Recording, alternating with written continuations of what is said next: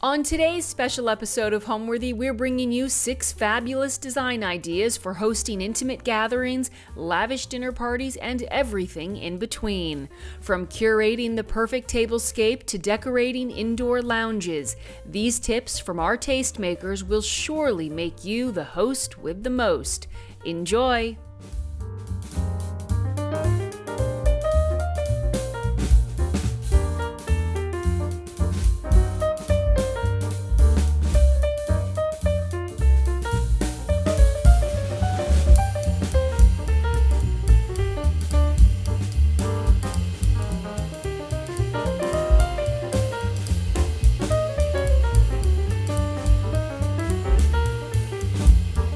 You're watching Homeworthy, where we believe every home has a story. Like and subscribe for more. All right, now you get to come to the outside of my house, which I love so much. Right here we have my herb garden, which my husband completely made from scratch for me, said he would never do it again. Each one of these had to be hand done, and the height difference is about an 18-inch difference. So in this is everything I cook with, every herb I cook with, and it's just a fun thing to have right outside of my kitchen. But let's go to the barn.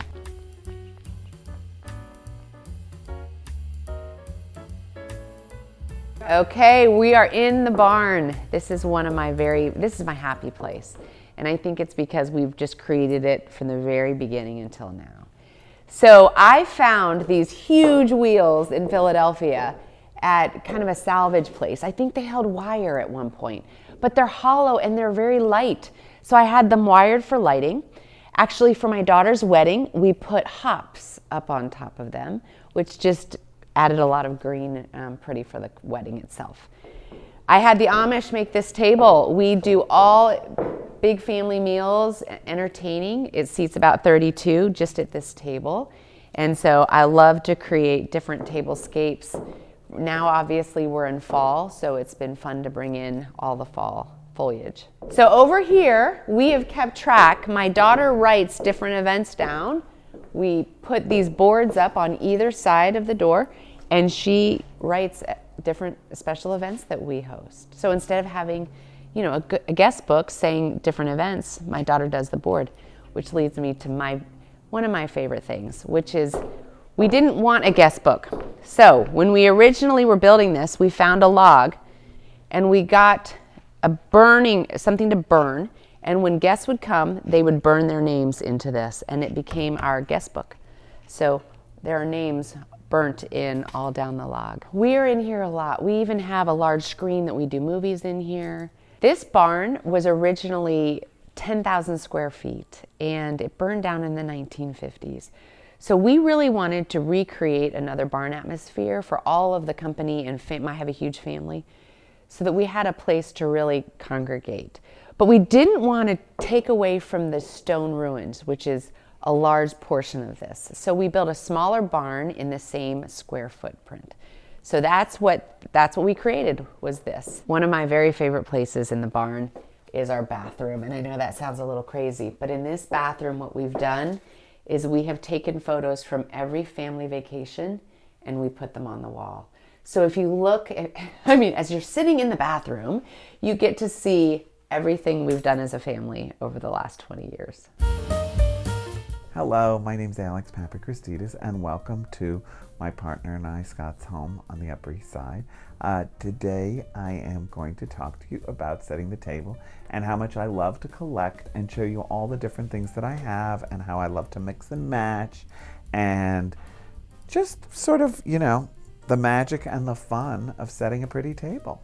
So the house is full of all these gyp closets, these little hidden doors. And here is one of our linen closets. So I keep the linens on these wonderful boards that are made for me by my friend Jane Scott Hodgins, who does linens. And because I have another business. I have a second business, which is tabletop. Because of my love of tabletop, I opened Everyday Elegance with Lisa McCarthy, my partner, and we do a whole line of custom-made dishes and baskets and linens. So here we'll come into the kitchen. I stack some of the linens together. So we'll set the table. So even when Scott and I are home alone for dinner, we still set the table. And, you know, we sit and have dinner, just the two of us, in our dining room. These are lovely sort of linen placemats. I love them with the sort of detail of the lace, the Madeira. Do you think it's important to always set the table? You know, I do, even if it's very casual. I mean, we have so many different versions of setting the table. You know, we also use often these wonderful little, that I think are so pretty, and they're nothing, these wipeable Kaspari placemats that I think are just so beautiful, and they look so pretty with all the different dishes. So we have tons of different sets of those also. Like, you know, how fun is that? So if it's just sort of a quick 1, 2, 3 thing and we want something super easy, we'll use that. And if we're entertaining, we'd use something like this. Or even sometimes when it's the two of us, and you know, it's nice to have pretty things. I love dishes and vintage and antique dishes, and I make a lot of dishes now. But so this is sort of the everyday section. And I always liked, you know, I always use these blue and white Matahata dishes for every day that I love. But Scott found that he really doesn't like eating off of a colored dish. So I wanted something sort of special. So I used these wonderful white Matahata dishes, and they are called Prosperity. And I love the detail on them. They're called Prosperity, and they are copying George Washington's dishes. So I love that. It's a little bit of history. But again, so not only do I collect dishes and linen, I collect glasses. This is our everyday silver. And you know, I'm always from the theory that everything you touch should be beautiful. So this is a wonderful set of Jensen silverware that's no longer made, and it's called Rosencrantz. And I just think it's beautiful. So I've built up a huge collection of it. And that's our everyday. Oh yeah, these I bought at auction. I just think they're so pretty. I bought those at Stair. I would start with everyday items, you know, buy things that you use all the time. It sort of trains you to use your things. So don't buy things that intimidate you in the beginning, because then you're not going to use them. So really, and nowadays there's so many things that are dishwasher safe. Antique dishes, not really, but you know, there's so many great things that are dishwasher safe. Here's our glasses. And again, I like a big variety of glasses. Believe it or not, this is one closet. I have a whole storage closet across the hall with tons of new glasses. I love these. I just think they're really pretty. They're like a little sort of lavender color. They're a wonderful William Yoward glass.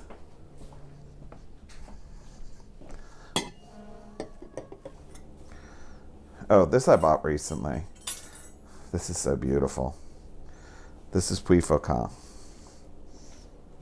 But I only bought 4 place settings of it, and I just think it's so beautiful. So why don't we set the table with the Puy Faucon today? So pretty. It's vermeil gold. Like, look at how pretty that is. You know, look at how beautiful that is. So pretty. Oh my God, and you know what I can mix that with? So I can mix that with something that I love. So these are our everyday glass that we use for when people come for cocktails. We take these and use them. We have 36 of these. It's a fabulous big, it's actually a red wine glass from William Yoward, but we use it as an all-purpose cocktail glass. And if somebody wants a Perrier or a glass of champagne or a glass of white wine or tequila and soda, whatever, and we use this as our sort of cocktail party glass whenever people come. And I think it's so great because you can find your glass in this apartment where there's so many things. You can always find your glass. It's nice and big, and it's great because you're not up and down pouring people drinks. You can pour them one big cocktail. So, oh, this is a great little drawer. Come here, you'll love this. This is all different collections of wonderful cocktail napkins that I've collected over the years. You know, things that I've had made for me. Porto made these beautiful little cocktail napkins. And then these were a gift from a friend. And I love the way they did the monogram with APSN, both Scott's and my initials. These little coasters are for drinks. So like, even, you know, if you have if you have somebody over and you just have a glass of water, you put that down on the table and they're great. And I love them, again, by Porto. These, yeah, these little, somebody gave them to me. So you know what? We use these for my great niece when she used to come over and have a little glass of apple juice because she was so little. So it was cute. She didn't want a big glass. So we use those for her. They're like little shot glasses. Okay, so in here, here's some of the great stuff. I'm not sure which drawer has which in it, but oh yeah, so I built up a big collection of my favorite, which is Bucciolati Tahiti. So this is really special. So it's sort of the original fabulous bamboo flatware. So I have 36, service for 36 for buffet in Bucciolati Tahiti, which is really, really special. And then whenever I'm traveling and I find sort of a wonderful antique center or an antique mall, I bought these and I think they're so beautiful. They belonged to Doris Duke, and I bought them in Houston. And look at them with the porcelain handles, but I bought them just to go with this gold flatware that I hadn't bought yet, but I love that. I mean, and Scott's favorite color is green, so I was so excited to find these. Isn't that beautiful? They're 18th century vermeil, and they're dessert service with the porcelain handles. Look at how pretty that is with the white dishes. It just makes it special and unique. So you use these as appetizers, right? I love yummy home-cooked meals. One of my favorite things to serve is curried chicken in a cream sauce with chutney, with a yummy basmati rice, and I think everybody loves that. I'm not a fish person. I don't serve fish. I mean, yes, sometimes we serve lobster, but you have to be careful about it because a lot of people have shellfish allergies. So I think it's important to pay attention to your menu. In the country, we do a lot of grilling, so we have a lot of steaks. I love a delicious roast chicken. I love lamb chops. Again, slightly polarizing. Some people don't like lamb, so if you are serving lamb, you should probably have a vegetarian option. I always love like a fresh, so we make this yummy salad, which is Chinese pear sliced with Roquefort and watercress, and I do a little Roquefort dressing with that, which I think is yummy, and a very sort of fresh, delicious salad. For dessert, oh my God, well, in the country we use loaves and fishes. In the city we use Lady M. I love those sort of delicious cream cakes. And then also our favorite restaurant in the neighborhood, Sette Mezza, they make a divine cheesecake. So I'll call them up in advance and ask them if I can have one of their ricotta cream cheesecakes for dessert. And that's yummy. You serve a ricotta cream cheesecake with a little bit of raspberry coulis, and that's delicious. And I love the Lady M. You know, that layer of cream cake. Just the old, plain, simple cream cake. I love Greenberg's cookies. I've always been a Greenberg's cookie fan. I love their sugar cookies and their jam cookies. You know, coffee, a nice red wine with dinner, or also always have a white wine or champagne.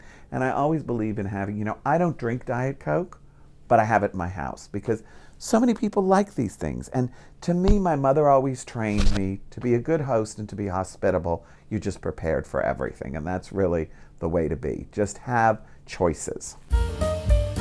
So this is not an Irish pub, as you can well guess. When my husband's like, I really want to build an Irish pub in the basement, let me tell you what, it was a cement, dirt basement, and I did not see his vision and didn't appreciate it either. But then I got my head around it and I was like, you know what, that could be really cool to have something down there and really make it a place to lounge and hang and party by the pool. And so we dug out a bunch of dirt and made this little basement. It's kind of weird, but it's kind of awesome. I've got this big giant bar that houses anything you can possibly imagine. But the best part about, I think, the whole space is the kegerator, which not only has beer for the beer drinkers, but also has rosé on tap. Let's have a glass. Left for lager, right for rosé.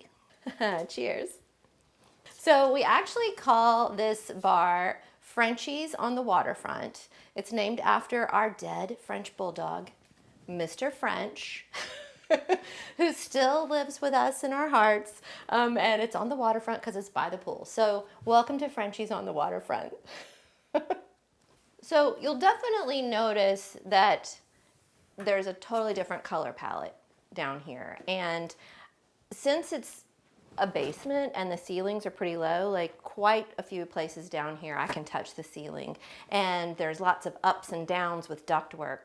And so I decided I'm just gonna paint the whole entire thing, every surface, this sort of peacocky blue, a shiny peacocky blue. I didn't lacquer it, I didn't go to that expense, but just a glossy blue that's everywhere. And you can see like lots of corners and edges and things, but it pulls the whole thing together to me and makes it feel very intimate. And in the summer, it's cool. In the winter, it feels very welcoming. It really just works, and I love it. And you can also see a lot of other color that I put in the space. I really stuck with jewel tones and darker colors, lots of oranges and goldenrods and purples. They don't necessarily even go together, but in my mind, they were all of the sort of the same value, and I thought that they would work together, and it really all came together beautifully. You've probably noticed as we walked around that I've got a lot of art collections on the wall, and I love to group things together that are sentimental, but sometimes when you're starting a gallery wall like this, you don't have everything you need, but you know you want to do something, right? And so I started this wall with this poster, which is a vintage poster I got from my husband for his birthday because he's from New York. And it's a KLM poster, which is my initials, so I thought it was kind of cute. And it was the colors of the basement, even better. So I started with that. And then the rest of everything that I had hanging here in these spots was all art that I'd got at IKEA. But it was like the sizes and shapes that I wanted. And then over the years, what I've done is remove the piece of IKEA art and replace it with, like, for instance, this is something that I got in New Orleans where my son is in college on a weekend visit. But this, and this are still IKEA pieces that I have yet to replace. But as time goes on and I find the right things that fit there, I just pull those down and put something new up. So that's a great tip when you are building a gallery wall. It doesn't have to all start with something precious or everything have to be perfect. It can change over time as you find the things that you fall in love with. Let's look over here at the lounge area, which we spend a lot of time lounging down here.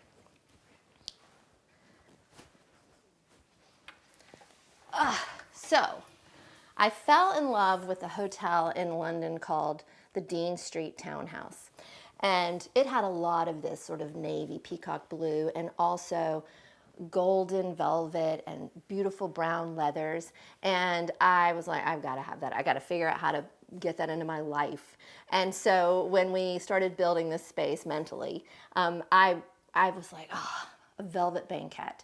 And we have people in here in wet bathing suits all the time.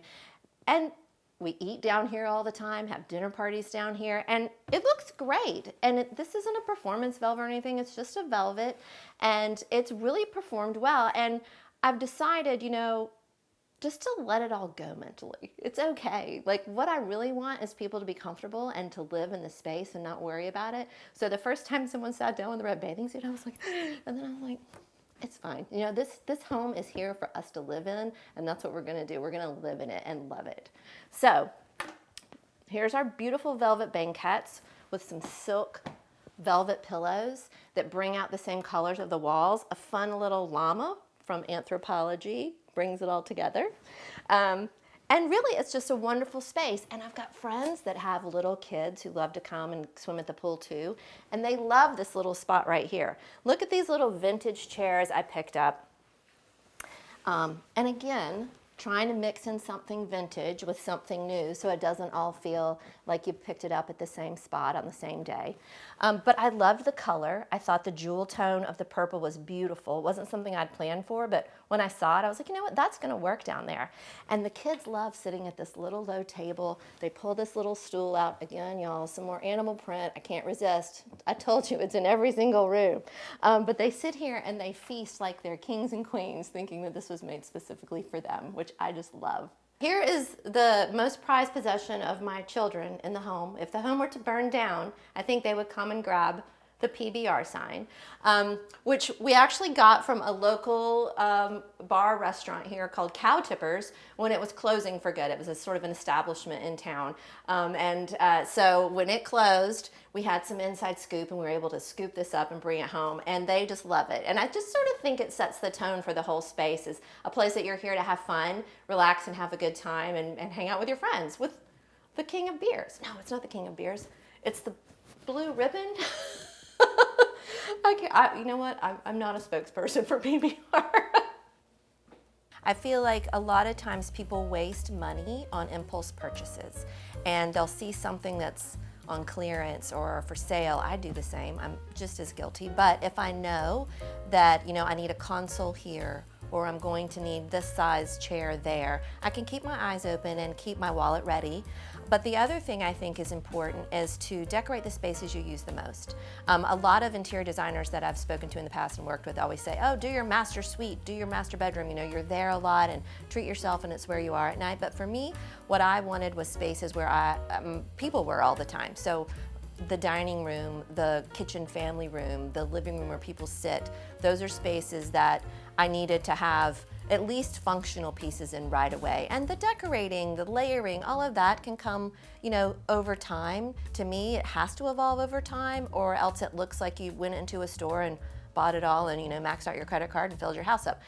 That is not what I want my home to feel like. I really want it to grow and be an expression of who we are as the family that lives in the house. So it takes time, but I would say start with the space that you are in the most. One of the things that I love to do is I have this big basket and I keep it on a lower shelf under this table, and they're loose photos. I took most of these out of albums. My son as a baby, Courtney as a teenager, family friends, our friends at the farm, all of these things, me as a child in Germany. My grandkids love digging through this box, and it's so much fun to see them switching photos around and sharing them, and it's a great place to compile your photos, so to speak, but you're not having to put them in those books that you're generally not going to pull out anyway. And this allows people, we have friends who will come in and go through these photos. They'll just start poking through and seeing what they can find. But I think if you have a really pretty basket like this or container of some kind, it's a great way to corral all those photos and have them where they're accessible and you get to enjoy them. This is the morning room, and this really is generally people's favorite room. It is a small room. It's, I think, 15 by 13, something like that. So it's not a big room, but this was originally my dining room, and I changed it because I wanted a place for us to have more seating for entertaining, and we were finding that we actually were doing more kind of buffet type dinners, even though I love to set a table, which is why I want my dining room back. But so we converted this room. There used to be a door here. We closed that up, and this space is really, we call it the green room, which is interesting because there's so much blue and white, but I love malachite green, and I collect a lot of greenware.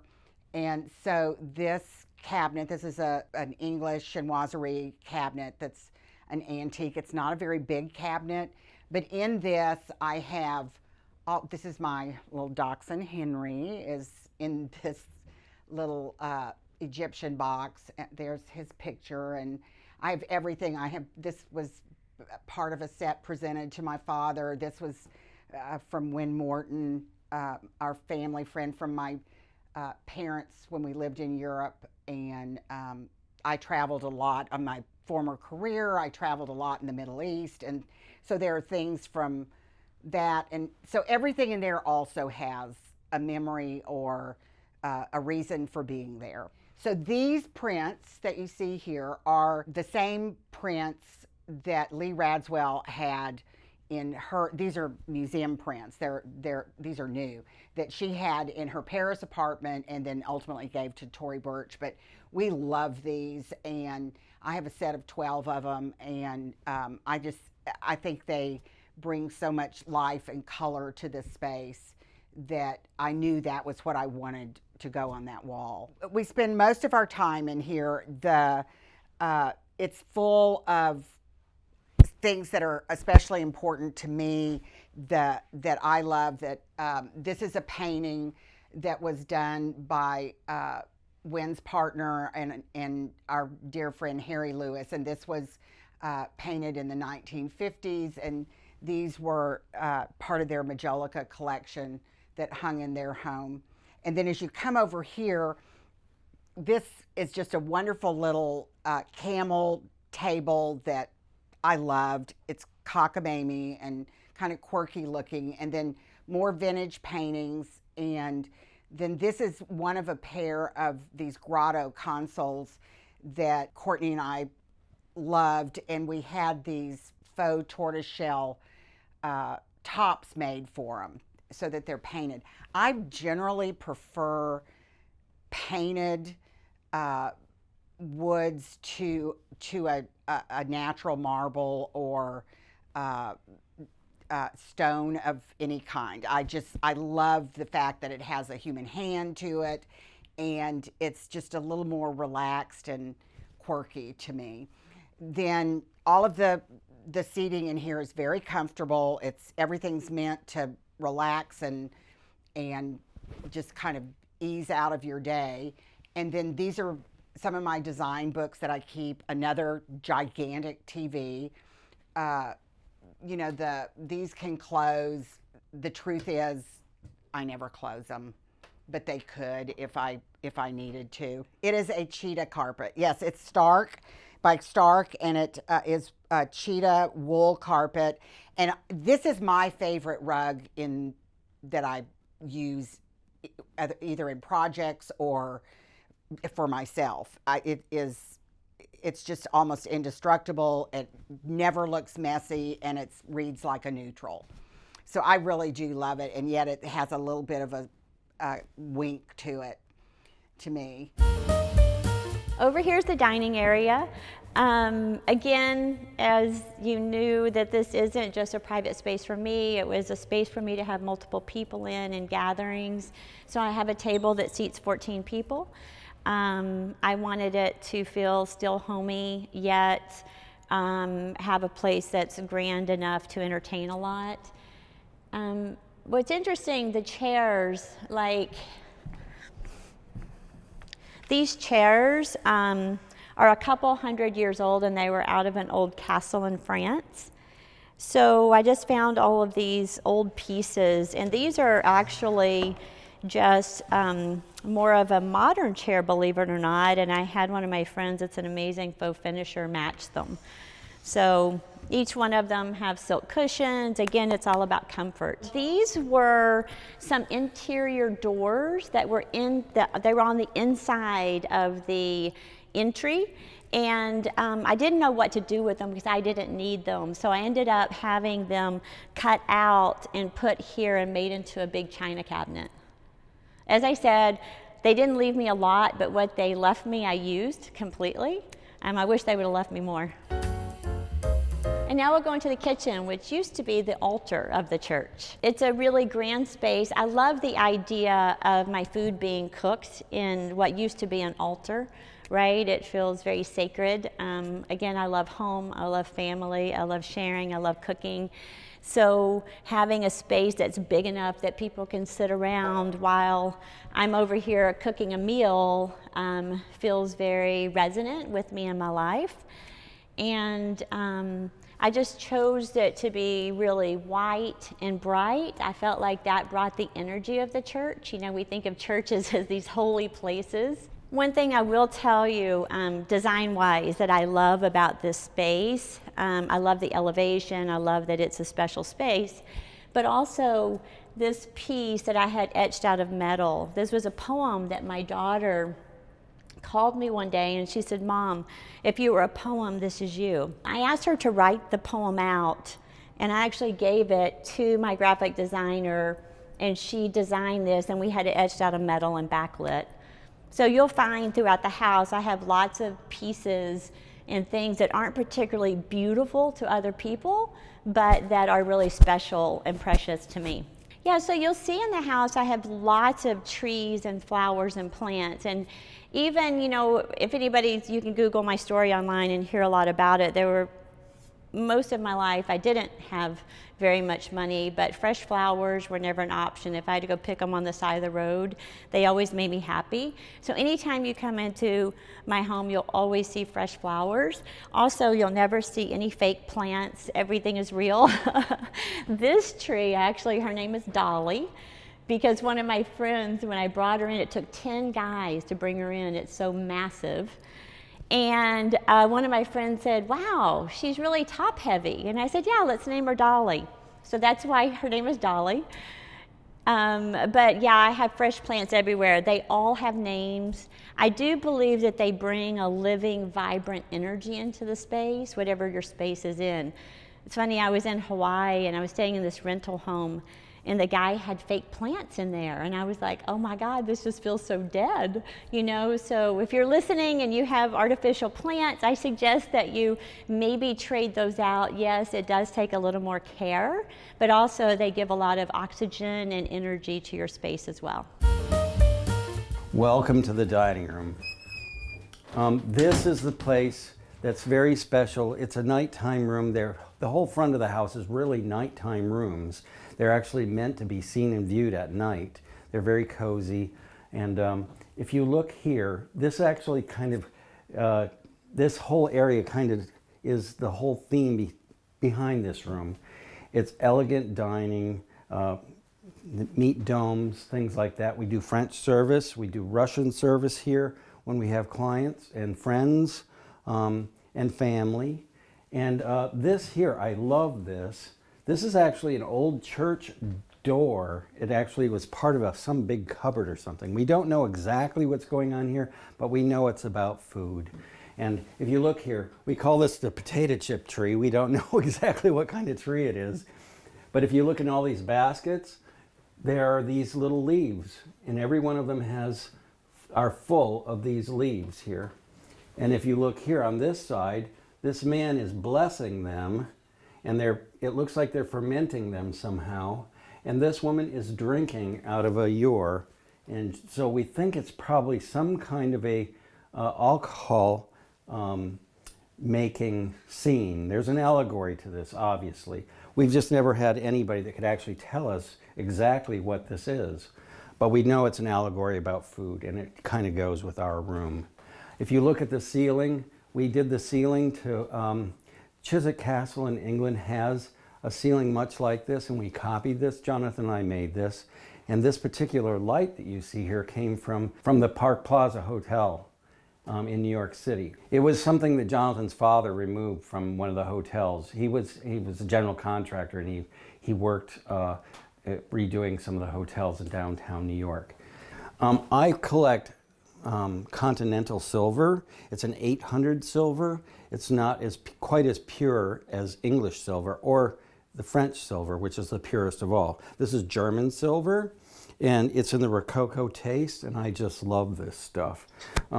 If you look carefully too, the backs, if you see, these forks are turned upside down, and so are the spoons, and it's because whoever had commissioned this bit of silver actually had enough money to show off that they could afford to have both sides decorated. And that was a sign of a very wealthy person. And if you look carefully, you can see that. They had it initialed with their monogram, and then on the back, you see that? The back has actually been decorated as well, showing that this particular client had enough money to have both sides decorated. When you come into this room, there's always a greeter, as it was pointed out to me, and the greeter in this room is our parrot. And the room here was actually done in my two favorite colors, which are teal and green. And I did an empire stripe, and I striped this myself with just blue painter's tape and put this together. It actually marries the rooms together too, because if you see, our front entry hall is the same green, and then the living room and also our tea room, which is right off of this room, have the same colors. And this is kind of an in-between room, and I had to do something that married all the four rooms together. And so that was partially what I had done to get this to work. We are somewhat formal people, and I do enjoy the formality of things. It's a nice way to live, I think. We don't have children, and that's kind of a blessing in this kind of a home, because we don't have to worry about things being broken or anything like that. And again, we're very easy on it. Nothing matters as far as if it gets broken, we'll buy something new. There's so many things to collect in this world. So next we're going to go into our tea room. Tea is served here on the weekends only at 4 o'clock, and Saturday or Sunday, usually not both days. But this is when Dean and Jonathan are tired from working in the garden or working on a project in the house, and we want to have people over, but we don't want to have a big dinner party. We have 4 o'clock tea, and it only lasts for about 2 to 2.5 hours, and it's a wonderful way to catch up with friends and to be able to have a short visit. Well, these beautiful gates that you're looking at here are actually remnants. They're actually French gates. I actually had them in my garden in my other home, and then one day when we were just moving in here, I took a measurement, and they were exactly a perfect fit for here. If you look, there's actually a key slot in one of these. I can't remember where. Jonathan knows where it's at, but it's down below here someplace. And we noticed that it was cut right here at the bottom. So these gates were probably like 8 or 10 feet tall. But we bought them as these fragment remnants, and we love them just the way they are, and I think they work spectacularly as this entry to this special room. Inside of here, actually, this was, I always wanted Zuber wallpaper, couldn't afford it, but I actually ended up with this painted by Two Worlds out of New York City. And nice lady, I can't remember her name, they're out of business now, I believe. But they used to do several projects for me, furniture for clients and so forth over the years, and we had done so much business together back in the 90s and 2000s that one day she said, I have this, it was returned by a customer, it didn't fit their needs, would you like to purchase it? And she offered it to me at about half the price that she would have given it to anybody else. And it's made quite the theme for this room. You know, tea is also an Asian beverage brought to us by the English. And I love collecting silver. This is all sterling. This is actually Georgian silver. And it is kind of my pride and joy. I actually have a continental service in the living room that's much bigger, but this is the one we use the most often. Most of the rooms are set up all ready to go. I have sugar in here. The biscuits are not in here. This is an Irish biscuit box, and I love the etching on it. I just think it's beautifully done. Jonathan found this at an antique shop, and I've been in love with it ever since. I just love the little masks and so forth on it, and all the chasing. Like I say, it's a lazy visit, so I actually just pop over to the pastry shop, and we'll have macaroons, and we'll have baby Napoleons, and French tarts and things like that. And I will make some cucumber sandwiches and things like that. Almost always. I'll also make egg salad as well. And we make this as a very quick little gathering place for us to share a few stories with our best friends. Thanks for watching. For more Homeworthy content, be sure to like and subscribe.